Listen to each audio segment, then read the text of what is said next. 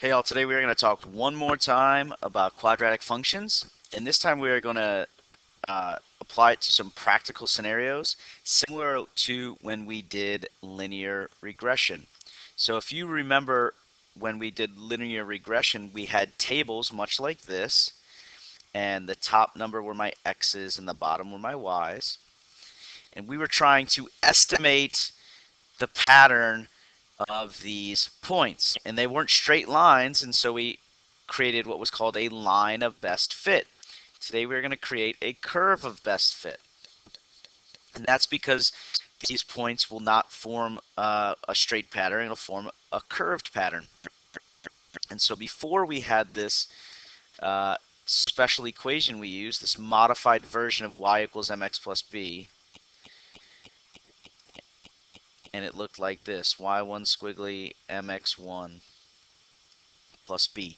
If we were able to put our table into Desmos, put that into Desmos, and it gave us the slope and intercept so that we could write an equation of the line of best fit. Well, we are going to do something similar for curve of best fit. Technically, we have f of x or y, whichever one you want to use. The form of a quadratic function is ax squared plus bx plus c. We typically have an x squared and an x term, and then sometimes we don't have a constant, but we usually do. And so we have these three letters we need values for to write a quadratic equation. And so very similar, we say y1 squiggly ax1 squared plus bx1 plus c. It will take our data, do some calculating, and give us some values for a, b, and c so that we can write a function that relates the year and the yield from these farms in Canada. So remember that the x's are years here, the y's are our yield, that's how much of the grain they produced. And so we are going to end up with a function. You could use y or you can use f of x. I'm going to use f of x because we have been when I write my final equation. But when we are writing it into Desmos, we need the y. So you should pause here, put this data into your calculator. You press the plus, add a table. The top column or the top row is your x's. The bottom row are your y's. Don't put the commas in there. You need to put decimal points if they exist, which they don't for this one, but don't put the commas in there or you're going to get an error and it's not going to work for you. So just 1590. So pause here, put this into Desmos, and then continue. So notice I don't have any commas here. That top row became my x values, the bottom row became my y values.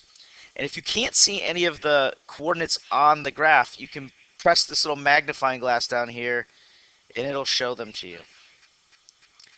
And so now we're going to type in y1 squiggly ax1 squared plus bx1 plus c. And it's going to give us a bunch of stuff, but the things we care about are a, b, and c. So that gives us the letters to, or the numbers to plug in for these letters. So I'm going to come down here and I'm going to type using f of x, and it's important here that we use f of x. And I'm going to type a, which is 0.358665. Just copy the whole thing. And then there's an x squared. And then b is minus 1391.32. And then we put an x. C is positive 1.3508. And then there's this, let me go fix that 1.508. And then there's this times 10 to the 6th power. We can just literally do times 10 to the 6th power. And watch, when I finish this, it's going to put a green curve right over top of the blue curve. So when we type this whole regression equation into Desmos, it graphed the curve for us. And then when we type it in as a function, it's going to graph right over top. So we know that we've typed the function incorrectly. So I'm going to pause here and just copy that down. So I just wrote that down here. I know it looks funky because of the long decimals, because of the times 10 to the 6th. That's okay. Just take what you have. And then if we put it in here like this as a function, f of x, when we're asked to make a prediction, we can use the calculator to help us. So this is about the year, the calendar year, and how much of this grain these farmers in Canada have been able to produce. And so we want to use our curve to make a prediction for how much they would get in 1988. Well, the year is an x value, so I can go here and I can say, tell me what f of 1988 is, and it's going to give me a y value, 2,351.57.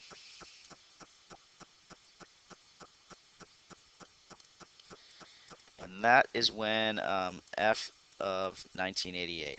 I wrote this backwards. Usually we put it over here. So we can put our data into a table. We can type this regression equation in for a curve of best fit. Then we can use it to make a prediction. So we're going to try another one, of course. Pause here and clear out everything. I would always recommend clearing everything out and starting fresh. And I want you to put this data into a table. Remember, no commas. Then press play and we'll do the problem.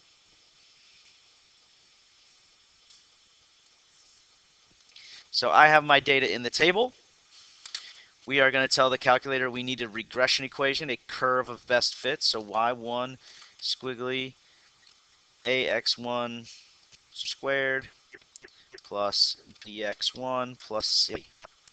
And again, if you don't see any of the data points and you can't see the line, you might think you made a mistake. Just press this magnifying glass here.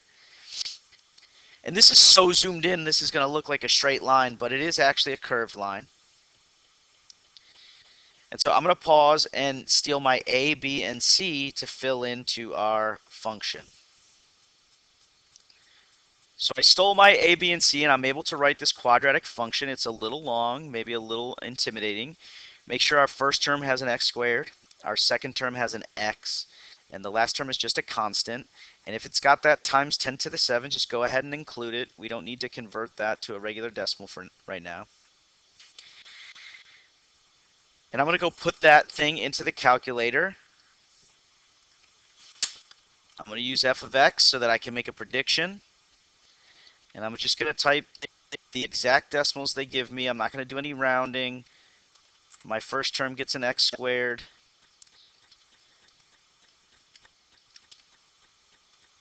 My second term gets an x. And my last term is just the number. And we're going to include that times 10 to the 7th power. And you can see perhaps our calculator had to do some rounding, so that red and that black line aren't perfectly right on top of each other, but they're very close. And now we want to make a prediction. We want to know, we're talking about how many marriage licenses were given in each calendar year here. We want to know, make a prediction for 2009, so f of 2009, how many marriage licenses would we predict would be issued.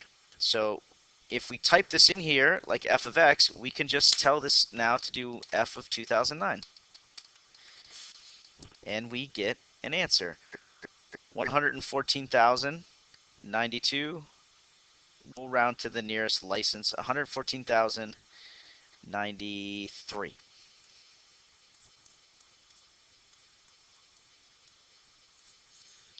There we have it. We put in our data. We used our y1 squiggly ax1 squared plus bx1 plus c. We're able to write that equation, put that into the calculator to make a prediction. And we are going to do one more, of course. So go ahead and put this data into your calculator. You can see decimal points here. Decimal points you must put in or else this will not be correct. It's just the commas we don't put in. So put this into a new table, clear everything out of Desmos, and start fresh. Put these into a new table. We're talking heights and weights. Height is X, weight is Y.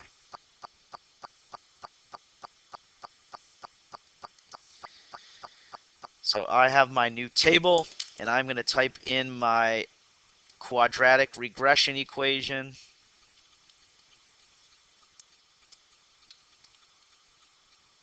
The more you type this, the easier it gets. Again, that looks like a straight line, but that's just because it's zoomed so far in. And I'm going to go ahead and copy down my A, B, and C so I can actually write the function. So I've written down my regression equation. Again, my first term gets an x squared, second term gets an x, last term no x at all. And so we want to be able to predict the weight of somebody given their height. So we are going to predict f of 8.5. And so in Desmos, I need to type that equation as a function, f of x.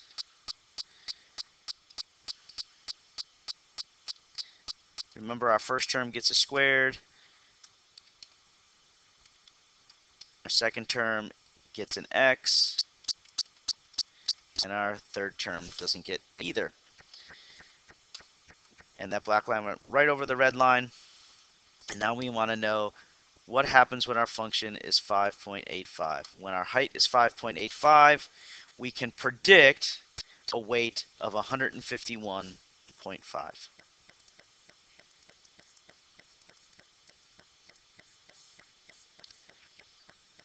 So of course, if you got stuck, please ask for help.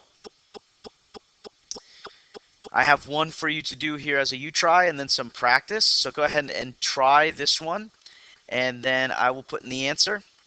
If you didn't get the answer correct, please do ask for help. Take your time and good luck. So we are trying to predict time from age in a 8K race. And so again, when you put your data in, if you can't see it, hit the magnifying glass here. So I'll show you that. And it'll zoom in. Then you do your regression equation in red. And then you should type it in here as a function. In order to make sure that you know that this is typed in correct, that thing should go right on top of the other one. So red, black should go right over red, and I know I've typed this in. And then I can use it to make a prediction to find f of 35. So somebody who's 35 years old, we would predict to do the race in 27.48 minutes. So if you do need help, please ask. If not, you can move on to the practice. There are 4 of them. Give them a try. Take your time. If you get stuck, ask for help, and good luck.